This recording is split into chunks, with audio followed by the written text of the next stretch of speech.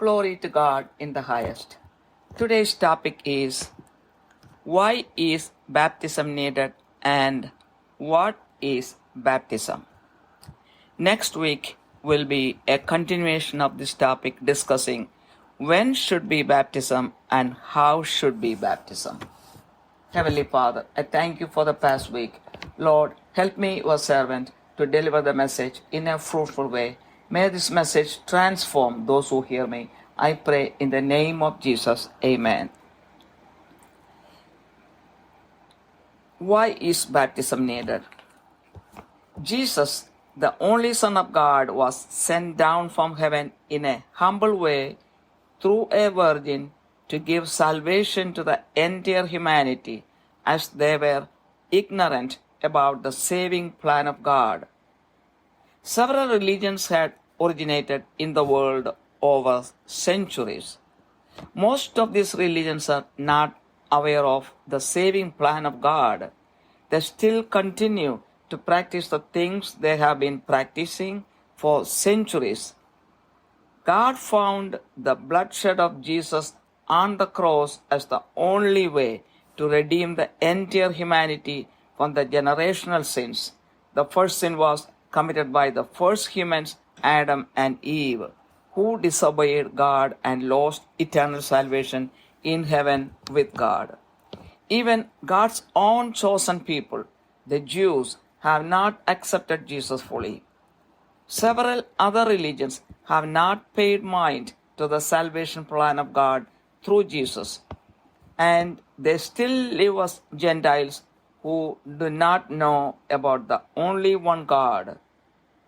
Some of the Jews and some of the Gentiles who have accepted Jesus as their Savior have become a minority group called Christians. Before Jesus went back to heaven on the 40th day of resurrection, he advised his disciples to preach the gospel to the entire world and baptize those who believe so that they could enjoy with God in heaven forever. Jesus desired everyone to follow his commandments. To receive baptism is one of the commandments of Jesus. No religion preaches their religious book to the outside world except Christianity. The Christians know that it is truth, and the anointed Christians desire everyone to get salvation by knowing the truth, but they have been persecuted all over the world. Everything against spreading the gospel is planned by the devil. In the book of Acts, chapter 4, verse 12, it says, "And there is salvation in no one else, for there is no other name under heaven that has been given among men by which we must be saved." That is the name of Jesus. In St. Matthew's Gospel, chapter 28, verses 18 to 20, Jesus said to his disciples, "All authority in heaven and on earth has been given to me. Go therefore and make disciples of all nations, baptizing them in the name of the Father and of the Son and of the Holy Spirit, teaching them to observe all that I have commanded you. And behold, I am with you always to the end of the age." In St. John's Gospel, chapter 3, verse 5, Jesus answered Nicodemus, one of the Pharisees, "Truly, truly, I say to you, unless one is born of water and the Spirit, he cannot enter the kingdom of God." This shows the importance of repenting about our sins and receiving baptism to live as a born-again Christian, to obtain the graces from the baptism, and to enter the kingdom of God. In St. Mark's Gospel, chapter 16, verse 16, it says, the resurrected Jesus said to his disciples, "Whoever believes and is baptized will be saved, but whoever does not believe will be condemned." Those who do not take baptism, have to stand at the last judgment. In the book of Acts, chapter 2, verse 38, we see, on the day of the Pentecost, thousands of people were moved in the heart after listening to the message of Peter about the crucified Christ. When people asked him what they should do, Peter said to them, "Repent and be baptized, every one of you, in the name of Jesus Christ, for the forgiveness of your sins, and you will receive the gift of the Holy Spirit." In Romans chapter 6, verse 23, it says, "For the wages of sin is death, but the free gift of God is eternal life in Christ Jesus our Lord." That is, we get this free gift of eternal life in Christ Jesus through baptism. In the epistle of 1 Peter chapter 3, verse 21, we see that during the time of Noah, while the ark was being prepared, only 8 people were brought safely through water, even though God sent the message of repentance for almost 100 years. Baptism corresponds to this. Baptism has been preached to the world for more than 2,000 years. Still, a majority of people ignore this call of God and stay ignorant in following the commandment of God. Let's see, what is baptism? Some people consider baptism as a mere religious ceremony or formality. Others give importance to the outward act of baptism, thinking that it gives grace automatically. The truth is that baptism is a simple act with a complex meaning. When we understand the complex meaning of baptism, we can take it with purpose, desire, and loyalty. Jesus died for our sins and resurrected in glory. Baptism is dying to sin and rising with Christ. Baptism is a death to sin and a new life in righteousness. It is a cleansing or washing of the soul from sin, especially from the original sin caused by Adam and Eve. A person is baptized in the name of the Father, the Son, and the Holy Spirit. Just as Christ died and was buried, a person is baptized by submerging physically under water or symbolically by pouring water on the head. Just as Christ rose again from beneath the earth through resurrection, the baptized person rises again from beneath the water. Under the water is the believer's old, dead and sinful life. Out of the water, cleansed by the blood of Christ, is the believer's new, fresh, and purposeful life with Jesus Christ. In Romans chapter 6, verse 4, it says, "We were buried therefore with him by baptism into death, in order that just as Christ was raised from the dead by the glory of the Father, we too might walk in newness of life." In Colossians chapter 2, verse 12, it says, "Having been buried with him in baptism, in which you were also raised with him through faith in the powerful working of God who raised him from the dead." Through baptism, we become eligible for heaven if we live a righteous life.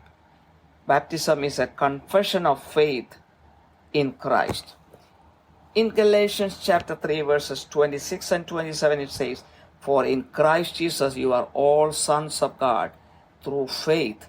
For as many of you as were baptized into Christ have put on Christ." Through baptism we become children of God. In 1 Peter chapter 3, verse 21, it says, "Baptism is an appeal to God for a good conscience through the resurrection of Jesus Christ." Baptism is the starting point of grace. It is an appeal to God for good conscience. There are 3 components of baptism: repentance, forgiveness of sins, and receiving the gifts of the Holy Spirit. This happened on the day of the Pentecost, when 3,000 people got baptized and joined the church. Peter got filled with the Holy Spirit and spoke to the crowd. People from different languages heard in their own language. 3,000 people received baptism on that one day. As they were all adults, when they heard the gospel preaching of Peter, they repented. As they repented and took baptism, their sins were forgiven by God. Also, they received the gifts of the Holy Spirit. All the three components took place on the same day. They started keeping a fellowship of all those who got baptized.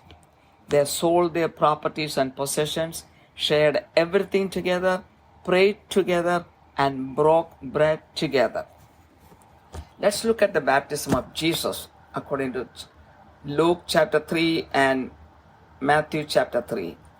When Jesus got baptized and was praying, the Holy Spirit descended on him in bodily form like a dove, and a voice came from heaven, "You are my beloved Son. With you I am well pleased."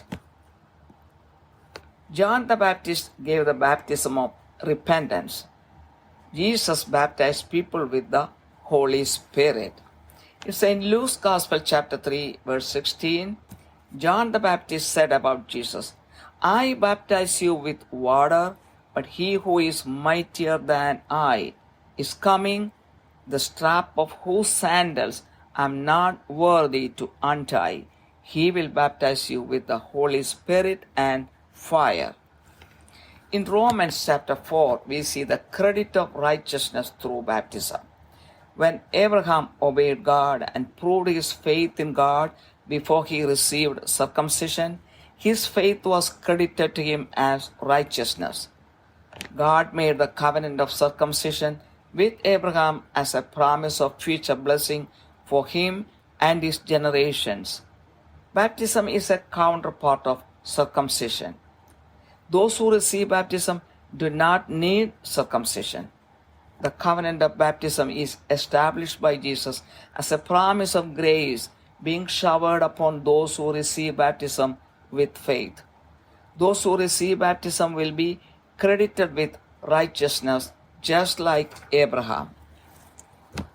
Baptism is received by believers as a mark of discipleship in obedience to Jesus. We must recognize baptism as a divine act. Christian baptism is a divinely appointed sign and seal of God's covenant promises. This in turn makes baptism a means of grace. The Holy Spirit grants spiritual regeneration and illumination to individuals who receive baptism. In order to increase the grace in us, we can only pray for it and keep away from sin.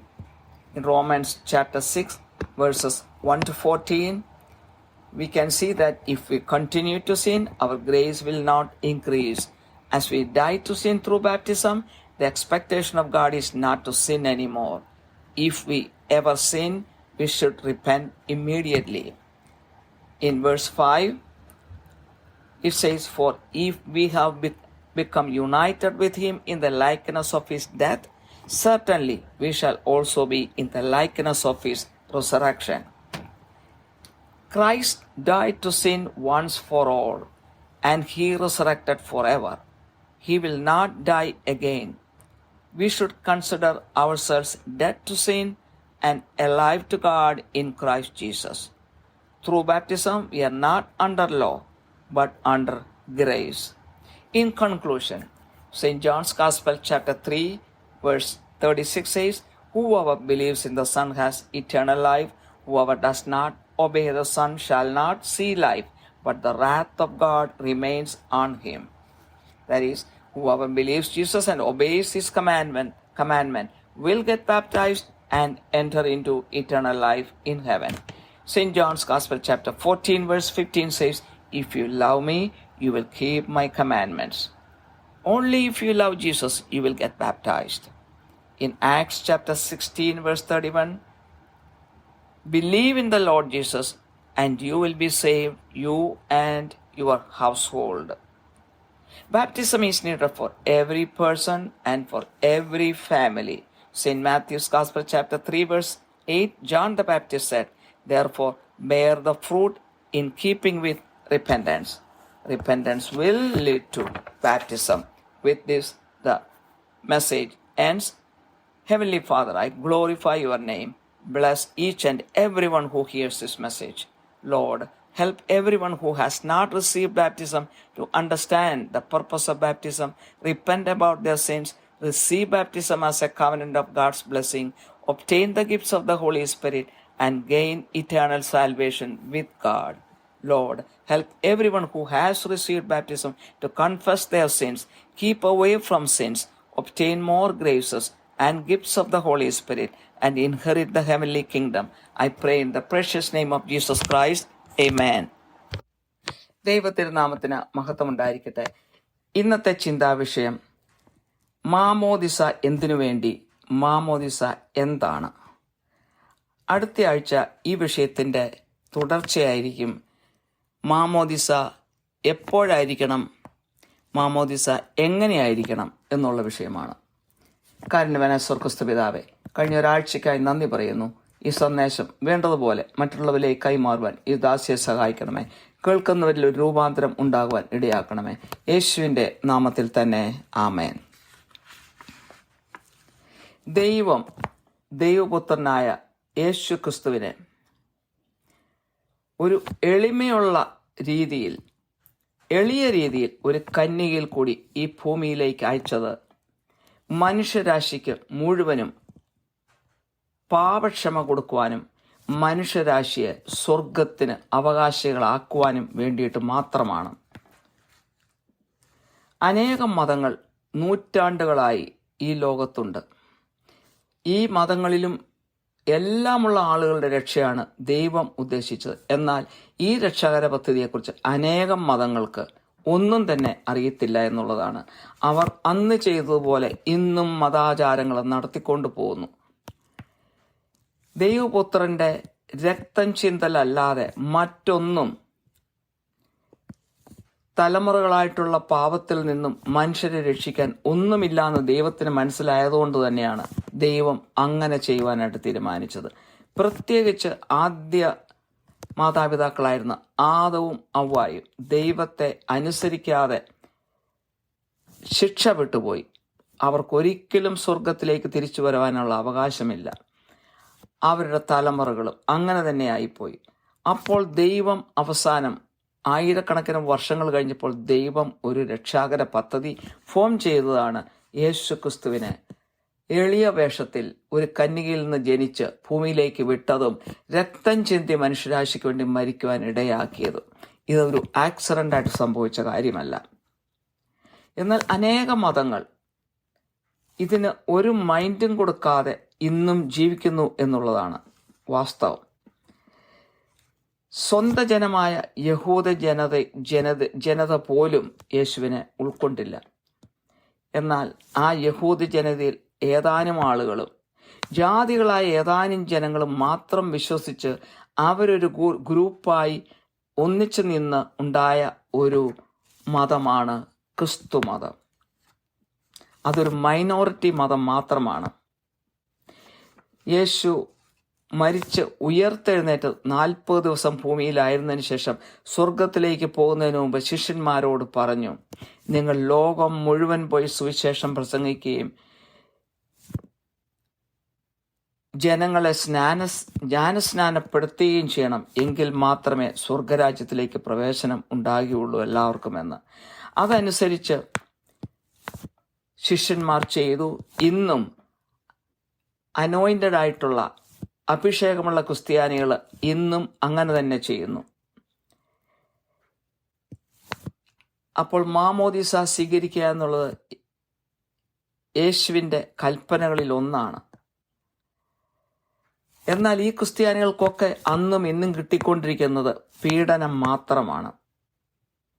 അപ്പോൾ ഈ സുവിശേഷം ലോകത്തിൽ പ്രചരിപ്പിക്കാൻ തടയുന്നത് സാത്താൻ തന്നെയാണ്. അപ്പോസ്തല പ്രവൃത്തികൾ 4:12 പറയുന്നു, മറ്റൊരുത്തലിലും രക്ഷയില്ല, നാം രക്ഷിക്കപ്പെടുവാൻ ആകാശത്തിൻകിൽ മനുഷ്യരുടെ ഇടയിൽ നൽകപ്പെട്ട വേറൊരു നാമവും ഇല്ല എന്ന്. ആ നാമമാണ് യേശുവിൻ്റെ നാമം. വിശുദ്ധ മത്തായി സുവിശേഷം 28:18 മുതൽ 20 വരെയുള്ള വചനങ്ങളിൽ പറയുന്നു, സ്വർഗത്തിലും ഭൂമിയിലും സകല അധികാരവും എനിക്ക് നൽകപ്പെട്ടിരിക്കുന്നു. ആകയാൽ നിങ്ങൾ പുറപ്പെട്ട പിതാവിന്റെയും പുത്രന്റെയും പരിശുദ്ധാത്മാവിന്റെയും നാമത്തിൽ സ്നാനം കഴിപ്പിച്ചും ഞാൻ നിങ്ങളോട് കൽപ്പിച്ചതൊക്കെയും പ്രമാണിപ്പാൻ തക്കവണ്ണം ഉപദേശിച്ചുകൊണ്ട് സകല ജാതികളെ ശിഷ്യരാക്കിക്കൊള്ളുവേൻ. ഞാനോ ലോകാവസാനത്തോടെ എല്ലാ നാളും നിങ്ങളോട് കൂടി ഉണ്ട് എന്ന് യേശു പറഞ്ഞു. വിശുദ്ധ യോഹന്നാൻ സുവിശേഷം 3:5 നിക്കോദോമസിനോട് യേശു ഉത്തരം പറഞ്ഞു. ഒരു ഫരിസേയനായിരുന്നു അദ്ദേഹം. ആമേൻ ആമേൻ ഞാൻ നിന്നോട് പറയുന്നു, വെള്ളത്താലും ആത്മാവിനാലും ജനിച്ചില്ല എങ്കിൽ ദൈവരാജ്യത്തിൽ കടപ്പാൻ ആർക്കും കഴിയുകയില്ല. ഇവിടെയാണ് മാനസാന്തരത്തിന്റെ ആവശ്യവും മാമോദീസ സ്വീകരിക്കേണ്ട ആവശ്യവും ഒരു വീണ്ടും ജനനം അനുഭവം ഉണ്ടാകേണ്ട ആവശ്യവും മാമോദീസ വഴി കൃപകൾ കിട്ടേണ്ട ആവശ്യവും അങ്ങനെ സ്വർഗരാജ്യത്തിൽ പ്രവേശിക്കേണ്ടതായിട്ടുള്ള ആവശ്യത്തെക്കുറിച്ച് നമ്മൾ മനസ്സിലാകുന്നത്. വിശുദ്ധ മാർക്കോസിന്റെ സുവിശേഷം 16:16 പറയുന്നു, വിശ്വസിക്കുകയും സ്നാനമേൽക്കുകയും ചെയ്യുന്നവൻ രക്ഷിക്കപ്പെടും, വിശ്വസിക്കാത്തവൻ ശിക്ഷാവിധിയിൽ അകപ്പെടുമെന്ന്. അപ്പോൾ മാമോദീസ എടുക്കാത്ത ആളുകൾക്ക് അന്ത്യവിധിയിൽ നിൽക്കേണ്ടതായിട്ട് വരും. അപ്പോസ്തല പ്രവൃത്തികൾ 2:38 നമ്മൾ കാണുന്നു, പെന്തക്കോസ്ത് ദിനത്തിൽ പത്രോസ് യേശുവിനെ കുറിച്ച് പ്രസംഗിച്ചു, യേശുവിന്റെ കുരിശ് മരണത്തെക്കുറിച്ച് പ്രസംഗിച്ചു.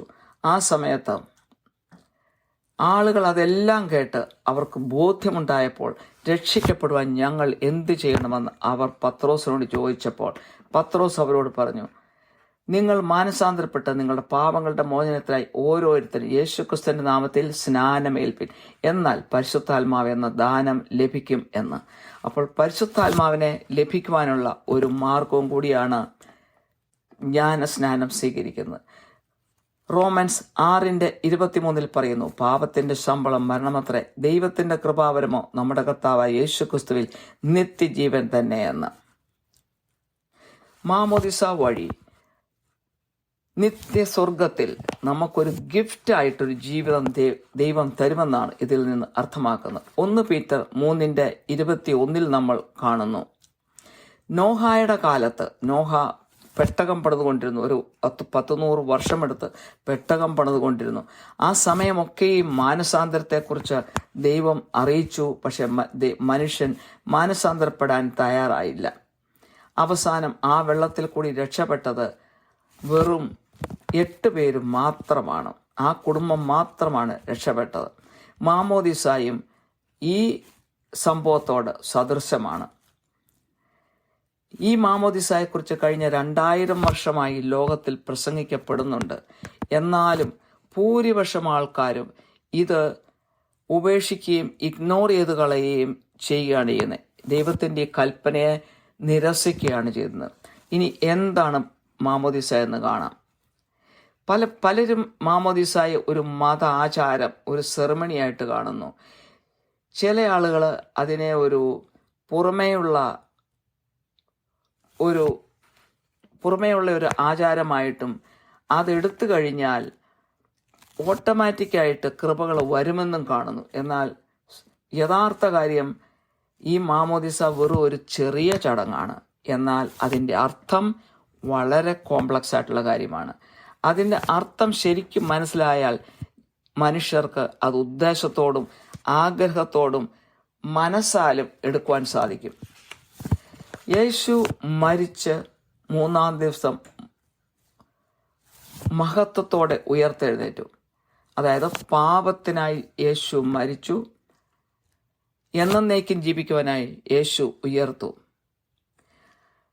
മാമോദിസായും പാപത്തിനായിട്ടുള്ള ഒരു മരണവും നീതിക്ക് വേണ്ടിയുള്ള നീതിയുള്ള ഒരു ജീവിതവുമാണ് മാമോദിസ ഉദ്ദേശിക്കുന്നത്. അത് ആത്മാവിൻ്റെ കറകളെ പൂർണ്ണമായും കഴുകിക്കളയുന്ന ഒരു സംഭവമാണ്. പ്രത്യേകിച്ച് ആദവും ഔവായും ചെയ്ത ആദ്യ പാപത്തിൽ നിന്നും ഉള്ള മോചനവും അതിനുശേഷം മനുഷ്യൻ ചെയ്തിട്ടുള്ള എല്ലാ പാപത്തിൽ നിന്നും ഉള്ള മോചനവുമാണ്. പിതാവിൻ്റെയും പുത്രൻ്റെയും പരിശുദ്ധാത്മാവിൻ്റെയും നാമത്തിലാണ് ഒരാൾ മാമോദിസ സ്വീകരിക്കുന്നത്. യേശുക്രിസ്തു മരിച്ച് അടക്കപ്പെട്ടു. ഒരു മനുഷ്യൻ വെള്ളത്തിൽ മുങ്ങുമ്പോൾ യേശുക്രിസ്തു പാപത്തിന് വേണ്ടി മരിച്ചതിന് സമമാണ്, പാപത്തിന് മരിച്ചതിന് സമമാണ്. വെള്ളത്തിൽ മുങ്ങിയോ അല്ലെങ്കിൽ പ്രതീകാത്മമായിട്ട് വെള്ളം തലയിൽ ഒഴിക്കുകയോ ചെയ്യുമ്പോൾ ആ യേശുക്രിസ്തു മരിച്ചതിന് സമമായിട്ടാണ് നമ്മൾ കാണുന്നത്. മൂന്നാം ദിവസം യേശുക്രിസ്തു ഉയർക്കുകയാണ് ചെയ്തത്. അപ്പോൾ വെള്ളത്തിൽ നിന്ന് പൊങ്ങുമ്പോൾ ഒരു പുതിയ ജീവന് വേണ്ടി നമ്മൾ വീണ്ടും ഒരു ജനനമാണ് നമുക്ക് കിട്ടുന്നത്. ആ വെള്ളത്തിൻ്റെ അടിയിൽ നമ്മുടെ പാപവും പാപജീവിതവും എല്ലാം പോയി. ആ വെള്ളത്തിൽ നിന്ന് പുറത്തേക്ക് വരുമ്പോൾ ഒരു പുതിയ ജീവിതം, യേശുവിൻ്റെ രക്തത്താൽ കഴുകപ്പെട്ട ഒരു ജീവിതം, ഒരു ഉദ്ദേശശുദ്ധിയോടുകൂടി യേശുവിലുള്ള ഒരു ജീവിതം, അതാണ് അർത്ഥമാക്കുന്നത്. റോമൻസ് 6:4 പറയുന്നു, അങ്ങനെ നാം അവൻ്റെ മരണത്തിൽ പങ്കാളികളായി തീർന്ന സ്നാനത്താൽ അവനോടുകൂടെ കുഴിച്ചിടപ്പെട്ടു. ക്രിസ്തു മരിച്ചിട്ട് പിതാവിൻ്റെ മഹിമയാൽ ജീവിച്ചെഴുന്നേറ്റതുപോലെ നാമും ജീവന്റെ പുതുക്കത്തിൽ നടക്കേണ്ടതിന് തന്നെയെന്ന് കൊളോഷ്യൻസ് 2:12 പറയുന്നു, സ്നാനത്തിൽ നിങ്ങൾ അവനോടുകൂടി അടക്കപ്പെടുകയും അവനെ മരിച്ചവരുടെ ഇടയിൽ നിന്ന് ഉയർത്തെഴുന്നേൽപ്പിച്ച ദൈവത്തിന്റെ വ്യാപാര ശക്തിയിലുള്ള വിശ്വാസത്താൽ അവനോടുകൂടെ നിങ്ങളും ഉയർത്തെഴുന്നേൽക്കുകയും ചെയ്തു എന്ന്. മാമോദിസ വഴി നമ്മൾ സ്വർഗത്തിലുള്ള ജീവിതത്തിന് യോഗ്യരാകുകയാണ് ചെയ്യുന്നത്. മാമോദിസ ഒരു യേശുവിലുള്ള ഒരു വിശ്വാസ പ്രഖ്യാപനവും കൂടിയാണ്. ഗലേഷ്യൻസ് 3:26-27 വചനങ്ങൾ പറയുന്നു, ക്രിസ്തു യേശുവിലെ വിശ്വാസത്താൽ നിങ്ങളെല്ലാവരും ദൈവത്തിന്റെ മക്കളാകുന്നു. ക്രിസ്തുവിനോട് ചേരുവാൻ സ്നാനമേറ്റിരിക്കുന്ന നിങ്ങളെല്ലാവരും ക്രിസ്തുവിനെ ധരിച്ചിരിക്കുന്നു എന്ന്. അപ്പോൾ നമ്മൾ ഈ മാമോദിസ വഴി അല്ലെ ജ്ഞാനസ്നാനം വഴി ദൈവ മക്കളായി തീരുകയാണ്. 1 പീറ്റർ 3:21 പറയുന്നു, സ്നാനമോ ഇപ്പോൾ ജഡത്തിന്റെ അഴുക്ക് കളയുന്നതായിട്ടല്ല, ദൈവത്തോട് നല്ല മനസാക്ഷിക്കായുള്ള അപേക്ഷയായിട്ട് അത്ര യേശുക്രിസ്തുവിന്റെ പുനരുത്ഥാനത്താൽ നമ്മയും രക്ഷിക്കുന്നുവെന്ന്. അതായത് മാമോദിസ വഴി കൃപ കിട്ടുന്നതിൻ്റെ ഒരു തുടക്കമാണ്. അതുപോലെ തന്നെ നല്ല മനസാക്ഷിക്ക് വേണ്ടി ദൈവത്തോടുള്ള ഒരു അപേക്ഷയുമാണ് മാമോദിസ. എന്താണ് മാമോദിസയുടെ 3 ഘടകങ്ങൾ? മാനസാന്തരം, പാപക്ഷമ, പരിശുദ്ധാത്മാവിന്റെ വരങ്ങൾ ലഭിക്കുന്നത്. പെന്തക്കോസ്ത് ദിനത്തിൽ 3000 പേര് മാനസാന്തരപ്പെട്ട് മാമോദിസ സ്വീകരിച്ച് സഭയോട് ചേർന്നു. പരിശുദ്ധാത്മാവിനാൽ നിറഞ്ഞാണ് പത്രോസ് സംസാരിച്ചത്. അന്യഭാഷ മറ്റു ഭാഷകൾ അറിയാവുന്ന ആളുകൾ പത്രോസ് പറഞ്ഞ ഭാഷ ഏതാണെങ്കിലും അവരുടെ ഭാഷയിൽ തന്നെ അവർ മനസ്സിലാക്കി. 3000 പേരാണ് അന്ന് മാമോദിസ സ്വീകരിച്ചത്. അവരെല്ലാവരും ഉള്ളവരായിരുന്നതുകൊണ്ട് പത്രോസ് പറഞ്ഞ സുവിശേഷം അവരെല്ലാവരും കേട്ട് മാനസാന്തരപ്പെട്ടാണ് അവർ മാമോദിസ സ്വീകരിച്ചത്. അപ്പോൾ തന്നെ അവരുടെ പാപങ്ങൾ ക്ഷമിക്കപ്പെടുകയും ചെയ്തു. അതുപോലെ തന്നെ അവർ പരിശുദ്ധാത്മാവിൻ്റെ കൃപാവരങ്ങളും അവർക്ക് കിട്ടുകയുണ്ടായി. അപ്പോൾ ആ ഒരു ദിവസം തന്നെ ആ ജനങ്ങൾക്ക് ഇത് 3 കിട്ടി എന്നുള്ളതാണ് സത്യം. അവർ ഒരു കൂട്ടായ്മ ആചരിച്ചു പോന്നു. അവരുടെ വസ്തുക്കളും സ്വത്തുക്കളും എല്ലാം വിറ്റ് അവർ ഒരു ഫണ്ടിലാക്കിക്കൊണ്ട് എല്ലാവരും എല്ലാം ഷെയർ ചെയ്തുകൊണ്ട് ഒന്നിച്ച് പ്രാർത്ഥിച്ചും അപ്പം നുറുക്കിയും പോന്നുവെന്ന് നമ്മൾ കാണുന്നു. യേശുവിന്റെ മാമോദിസയെക്കുറിച്ച് ലൂക്കായുടെ സുവിശേഷം 3:22 മത്തായി 3:13-17 വരെയുള്ള വചനങ്ങളിലും പറയുന്നുണ്ട്. പരിശുദ്ധാത്മാവ് ദേഹരൂപത്തിൽ പ്രാവെന്ന പോലെ അവന്റെ മേൽ ഇറങ്ങി വന്നു. നീ എൻ്റെ പ്രിയപുത്രൻ, നിന്നെ ഞാൻ പ്രസാദിച്ചിരിക്കുന്നുവെന്ന് സ്വർഗത്തിൽ നിന്ന് ഒരു ശബ്ദവും ഉണ്ടായി. യോഹന്നാൻ സ്നാപകൻ കൊടുത്ത മാമോദിസ മാനസാന്തര സ്നാനമായിരുന്നു. എന്നാൽ യേശു സ്നാനം കഴിപ്പിച്ചപ്പോൾ അത് പരിശുദ്ധാത്മാവിനാൽ ആണ് കൊടുത്തത്. വിശുദ്ധ ലൂക്കായുടെ സുവിശേഷം 3:16 യോഹന്നാൻ സ്നാപകൻ യേശുവിനെ കുറിച്ച് ഇപ്രകാരം പറയുന്നു. യോഹന്നാൻ എല്ലാവരോടും ഉത്തരം പറഞ്ഞ്, ഞാൻ നിങ്ങളെ വെള്ളം കൊണ്ട് സ്നാനം കഴിപ്പിക്കുന്നു, എന്നാൽ എന്നിലും ബലവാനായവൻ വരുന്നു. അവന്റെ ചെരുപ്പിന്റെ വാറഴിപ്പാൻ ഞാൻ യോഗ്യനല്ല. അവൻ നിങ്ങളെ പരിശുദ്ധാത്മാവ് കൊണ്ടും തീ കൊണ്ടും സ്നാനം കഴിപ്പിക്കും എന്ന്. റോമൻസ് 4 അധ്യായത്തില് മാമോദിസ നീതിക്കായി കണക്കിടുന്നതിനെ കുറിച്ച് പറയുന്നു. എബ്രഹാം ദൈവത്തെ അനുസരിക്കുകയും ദൈവത്തിൽ വിശ്വസിക്കുകയും ചെയ്തപ്പോൾ, അതായത് പരിച്ഛേദന സ്വീകരിക്കുന്നതിന് മുമ്പ് തന്നെ വിശ്വസിക്കുകയും ചെയ്തപ്പോൾ, ദൈവത്തെ അനുസരിക്കുകയും ചെയ്തപ്പോൾ അവന്റെ വിശ്വാസം നീതിക്കായി കണക്കിട്ടു. അങ്ങനെ ദൈവം എബ്രഹാമുമായി ചെയ്ത ഒരു ഉടമ്പടിയാണ് പരിച്ഛേദന. ആ ഉടമ്പടി വഴി എബ്രഹാമിൻ്റെ സന്തതി പരമ്പരകൾ മുഴുവൻ അനുഗ്രഹിക്കപ്പെടുമെന്നാണ് ആ ഉടമ്പടിയിൽ കൂടി ദൈവം എബ്രഹാമിനെ അറിയിച്ചത്. അപ്പോൾ ഈ മാമോദീസായും ഈ പരിച്ഛേദനയ്ക്ക് സമമായിട്ടുള്ള ദൈവവുമായിട്ടുള്ള നമ്മുടെ ഒരു ഉടമ്പടിയാണ്. ഈ മാമോദീസ സ്വീകരിക്കുന്നവർ പരിച്ഛേദന ഏൽക്കേണ്ട ആവശ്യമില്ല. അപ്പോൾ ഈ മാമോദീസ എന്ന ഉടമ്പടി യേശു നമുക്ക് തന്നിരിക്കുന്നത് ഭാവിയിൽ നമുക്കും നമ്മുടെ തലമുറകൾക്കും ദൈവം തരാൻ പോകുന്ന കൃപകളുടെ ഒരു വാഗ്ദാനമായിട്ടാണ് ഈ മാമോദീസ എന്ന് പറഞ്ഞ ഉടമ്പടി യേശു ക്രിസ്തു നമുക്ക് തന്നിരിക്കുന്നത്. അതെടുക്കുന്നവർക്കൊക്കെ എബ്രഹാമിന്റെ വിശ്വാസം നീതിക്കായി കണക്കിട്ടതുപോലെ നമുക്കും നീതിക്കായി ദൈവം കണക്കിടും. മാമോദീസ വിശ്വാസമുള്ളവർ സ്വീകരിക്കുന്നത് യേശുവിൻ്റെ ശിഷ്യത്വത്തിൻ്റെ ഒരു അടയാളമായിട്ടാണ്. അതൊരു ദൈവിക പ്രക്രിയയായിട്ട് തന്നെയാണ് മാമോദീസയെ കണക്കാക്കുന്നത്. അപ്പോൾ ദൈവികമായ ഒരു അടയാളമാണ് അത് നമ്മളിൽ കൊണ്ടുവരുന്നത്. അതായത് ദൈവത്തിൻ്റെ ഉടമ്പടിയുടെ വാഗ്ദാനങ്ങളെയാണ് ഈ മാമോദീസ കാണിക്കുന്നത്. അപ്പോൾ അതൊരു ദൈവിക പ്രക്രിയയാണ്, ദൈവത്തിൻ്റെ ഒരു അടയാളമാണ് നമ്മളിൽ ഉണ്ടാകുന്നത്. തന്നെയുമല്ല, മാമോദീസ സ്വീകരിക്കുമ്പോൾ നമുക്ക് കൃപകൾ കിട്ടുവാനുള്ള ഒരു വഴിയായിട്ടും മാറുന്നു. പരിശുദ്ധാത്മാവിൻ്റെ വരങ്ങൾ നമ്മൾക്ക് ദൈവം വാഗ്ദാനം ചെയ്യുന്നു. ആത്മീയമായ ഒരു പുതിയ ജീവനും പ്രകാശവും നമ്മളിലേക്ക് വരുന്നു. ആ കൃപ നമ്മളിൽ വർദ്ധിപ്പിക്കണമെങ്കിൽ നമ്മൾ പ്രാർത്ഥിക്കുകയും പാപത്തിൽ നിന്ന് മാറി നിൽക്കുകയും വേണം.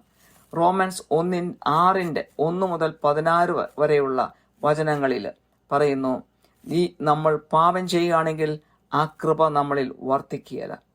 എന്നാൽ പാപത്തിന് നമ്മൾ മരിച്ചാൽ, അതായത് പാപം ചെയ്യാതിരുന്നാൽ നമ്മളിൽ കൃപ വർദ്ധിക്കും. ദൈവത്തിൻ്റെ പ്രതീക്ഷ നമ്മൾ മാമോദീസ സ്വീകരിച്ചാൽ പിന്നെ പാപം ചെയ്യരുത് എന്നുള്ളതാണ്. എപ്പോഴെങ്കിലും നമ്മൾ പാപം ചെയ്താൽ ഉടനെ തന്നെ നമ്മൾ അനുതപിച്ച് മാനസാന്തരപ്പെട്ട് നമ്മുടെ തെറ്റുകൾ ഏറ്റുപറയണം. 5-ാമത്തെ വചനം റോമൻസ് 6:5 പറയുന്നു, അവന്റെ മരണത്തിന്റെ സദൃശ്യത്തോട് നാം ഏകീഭവിച്ചവരായെങ്കിൽ പുനരുത്ഥാനത്തിന്റെ സദൃശ്യത്തോടും ഏകീഭവിക്കും എന്ന്. ക്രിസ്തു ഒരിക്കൽ മാത്രം മരിച്ചു, ഒരിക്കലായി ഉയർത്തെഴുന്നേറ്റു. അവൻ വീണ്ടും നമുക്ക് വേണ്ടി മരിക്കുകയില്ല. അതുപോലെ തന്നെ നമ്മൾ പാപത്തിനായി ഒരിക്കൽ നമ്മൾ മരിക്കുന്ന അവസ്ഥയാണ് ഈ മാമോദീസയിൽ കൂടി കാണുന്നത്. അതുപോലെ ക്രിസ്തു ഉയർത്തതുപോലെ വെള്ളത്തിൽ നമ്മൾ ഉയർത്ത് കഴിഞ്ഞാൽ പിന്നെ നമ്മൾ പാപം ചെയ്യാൻ പാടില്ല. നമ്മൾ ന്യായപ്രമാണത്തിന്റെ കീഴിലല്ല, പക്ഷേ നമ്മൾ കൃപയുടെ കീഴിലാണ്. കൺക്ലൂഷനായിട്ട് പറയട്ടെ, വിശുദ്ധ യോഹന്നാൻ സുവിശേഷം 3:36 പറയുന്നു, പുത്രനിൽ വിശ്വസിക്കുന്നതിന് നിത്യജീവനുണ്ട്, പുത്രനെ അനുസരിക്കാത്തവനോ ജീവനെ കാണുകയില്ല, ദൈവക്രോധം അവന്റെ മേൽ വസിക്കുന്നതേ ഉള്ളൂ എന്ന്. അപ്പോൾ യേശുവിൽ വിശ്വസിക്കുന്നവർ യേശുവിന്റെ കൽപ്പനയായ മാമോദീസ സ്വീകരിക്കും, അങ്ങനെ സ്വർഗരാജ്യത്തിൽ പ്രവേശിക്കും. യോഹന്നാൻ സുവിശേഷം 14:15 പറയുന്നു, നിങ്ങൾ എന്നെ സ്നേഹിക്കുന്നെങ്കിൽ എൻ്റെ കൽപ്പനകളെ കാത്തുകൊള്ളും എന്ന്. അപ്പോൾ യേശുവിനെ സ്നേഹിച്ചെങ്കിൽ മാത്രമേ മാമോദീസ സ്വീകരിക്കുവാൻ സാധിക്കുകയുള്ളൂ. അപ്പോസ്തല പ്രവൃത്തികൾ 16:31 പറയുന്നു, കർത്താവായ യേശുവിൽ വിശ്വസിക്കുക, എന്നാൽ നീയും നിന്റെ കുടുംബവും രക്ഷ പ്രാപിക്കും എന്ന്. അപ്പോൾ മാമോദീസ എല്ലാ വ്യക്തികൾക്കും എല്ലാ കുടുംബങ്ങൾക്കും ആവശ്യമുള്ള ഒന്നാണ്. വിശുദ്ധ മത്തായി സുവിശേഷം 3:8 യോഹന്നാൻ സ്നാപകൻ ഇപ്രകാരം പറഞ്ഞു, മാനസാന്തരത്തിന് യോഗ്യമായ ഫലം കായ്പിൻ എന്ന്. അങ്ങനെ മാനസാന്തരപ്പെട്ട് കഴിയുമ്പോൾ ആ മാനസാന്തരം മാമോദീസയിലേക്ക് നമ്മളെ ആനയിക്കുന്നു. ഇതോടെ ഈ സന്ദേശം ഇവിടെ അവസാനിക്കുന്നു. കാരുണ്യവാനായ സ്വർഗ്ഗസ്ഥ പിതാവേ, ഈ സന്ദേശം കേൾക്കുന്ന എല്ലാവരെയും അനുഗ്രഹിക്കണമേ.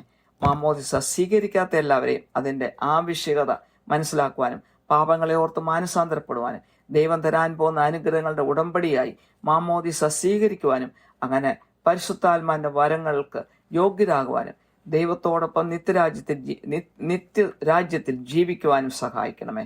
മാമോദീസ സ്വീകരിച്ചവരെ പാപങ്ങളെ ഓർത്തും മാനസാന്തരപ്പെട്ട് ഏറ്റുപറയുവാനും പാപങ്ങളിൽ നിന്ന് അകന്നു നിൽക്കുവാനും കൃപകൾക്കും പരിശുദ്ധാത്മ വരങ്ങൾക്കും യോഗ്യരാകുവാനും അങ്ങനെ സ്വർഗരാജ്യത്തെ പ്രവേശിക്കുവാനും സഹായിക്കണമേ. മാനവും മഹത്വവും അവിടത്തേക്ക് തരുന്നു യേശുക്രിസ്തുവിന്റെ വിലയേറിയ നാമത്തിൽ തന്നെ. ആമേൻ.